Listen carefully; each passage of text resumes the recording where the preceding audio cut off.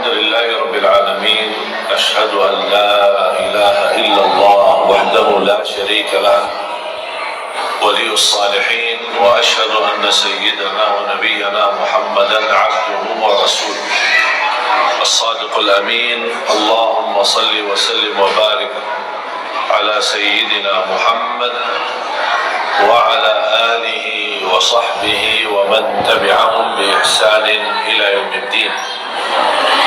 سبحانك لا علم لنا إلا ما علمتنا إنك أنت العليم الحكيم. Para alim ulama, para kiai, para asatiz, para pembina Masjid Al-Huda dan juga pengurus dan seluruh keluarga besar di KM Masjid Al-Huda, semoga semua diberkahi Allah Subhanahu wa taala. Maaf tidak disebutkan satu persatu, bapak-bapak, ibu-ibu, adik-adik, semua yang hadir, mudah-mudahan semua dimuliakan dan diberkahi Allah Subhanahu wa taala. Alhamdulillah, salah satu nikmat yang agung adalah nikmat umur. Tapi umur ini bisa merupakan jalan menuju surga, bisa juga nikmat itu kebalik menjadi bala menuju ke neraka. Kenapa kok bisa nikmat umur bisa juga kebalik menjadi nikmah bala? Tergantung isinya. Karena di hari kiamat Allah tidak akan tanya berapa usiamu, tetapi apa isi usiamu. Rasulullah sallallahu alaihi wasallam bersabda, "Ni'mal 'abdu salih man ta'ala 'umruhu wa hasuna 'amaluhu." Sebaik-baik hamba Allah yang salih, yang panjang usianya, baik pula amalannya. Berarti dia maksimal memanfaatkan nikmat umur karena dia tahu ini anugerah dari Allah, dia tidak mau salah guna. Satu hari lewat tidak bisa dikembalikan. Banyak hal yang kita rugikan tetapi masih bisa kita kembalikan. Saat kita sakit, kita berobat, insya-Allah kembali sehat. Kita rugi usaha, kita bisa bangkit dengan usaha lagi, berbisnis lagi, berdagang lagi. Bahkan dalam kehidupan rumah tangga, orang bisa menikah, gagal satu, gagal yang kedua kali, gagal yang ketiga kali. Bisa juga sukses di kawinan yang keempat kalinya. Kita tidak tahu. Tapi maksud saya bisa diatasi persoalannya. Bukan berarti misal kalau kita nikah kemudian gagal, bukan berarti habis kehidupan. Kita masih bisa berkesempatan masing-masing mencari jodoh baru. Barangkali ada yang istri berharap suami bertanggung jawab, mungkin suami yang pertama tidak bertanggung jawab, jodohnya sampai di sini, mereka pisah. Bukan berarti kehidupannya sudah habis, dia masih bisa berusaha lagi.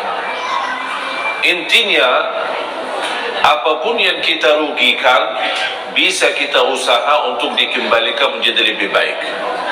Kecuali satu, tidak bisa dikembalikan. Umur dan usia kalau sudah berlalu tidak bisa dikembalikan. 1 jam berlalu tidak bisa dikembalikan. Dan Islam mengajarkan kita tidak boleh memfikirkan masa lalunya, apalagi hal-hal yang buruk, membuat kita lama-kelamaan putus asa. Kalau hal yang lama yang kita lakukan, contoh dosa maksiat, kalau kita ingat terus dosa maksiat tersebut, syaitan mengambil kesempatan untuk membuat kita putus asa dari rahmat Allah.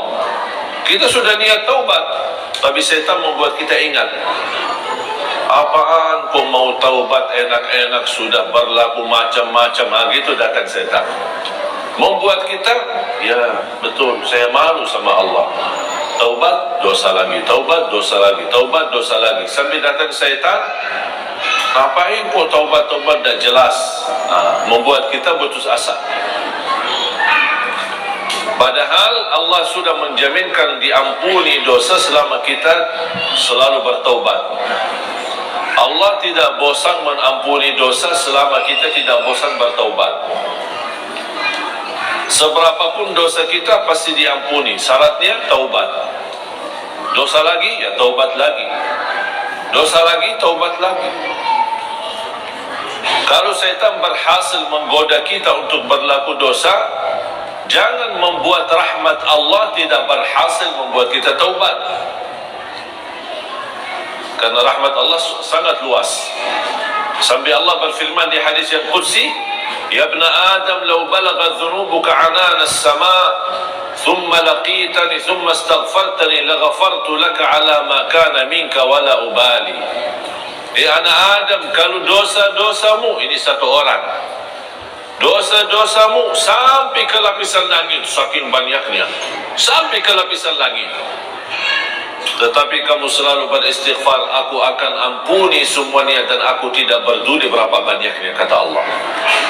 Allah tidak peduli berapa banyak dosa. Yang Allah pedulikan taubat kita, istighfar kita, memohon. Kalau Rasul saja, Nabi Muhammad sallallahu alaihi wasallam berhari istighfar sampai 100 kali, memohon ampun kepada Allah. Apalagi kita.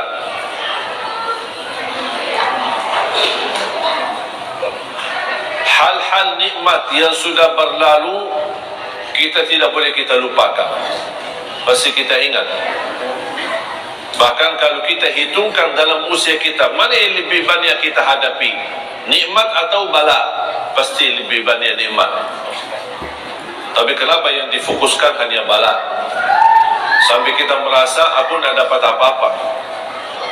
Justru kalau kita membandingkan keadaan kita dengan orang lain, kita bersyukur, alhamdulillah keadaan kita masih lebih baik.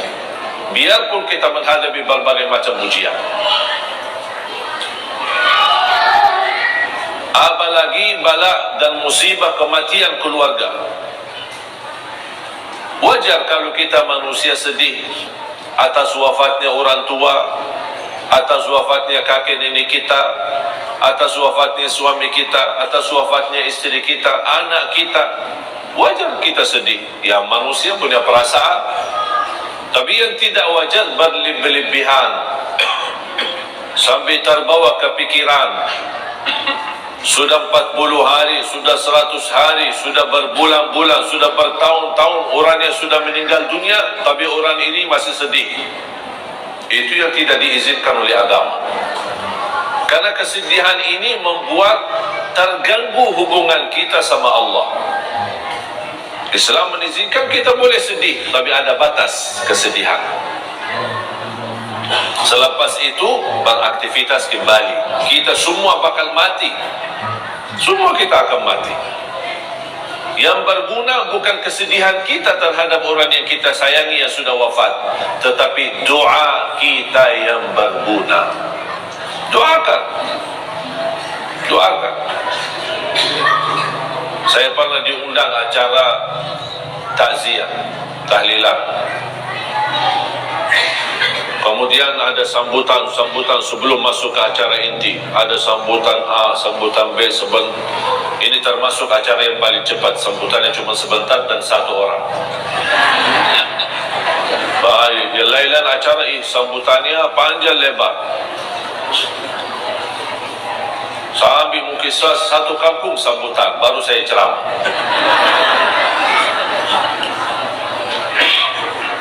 Pas saya diundang keluar rumah, ada seorang anak karena meninggal bapaknya, sampai dibawakan di layar, mereka dari keluarga kaya bawakan layar foto-foto dan video masa-masa lalu, kesenangan mereka makan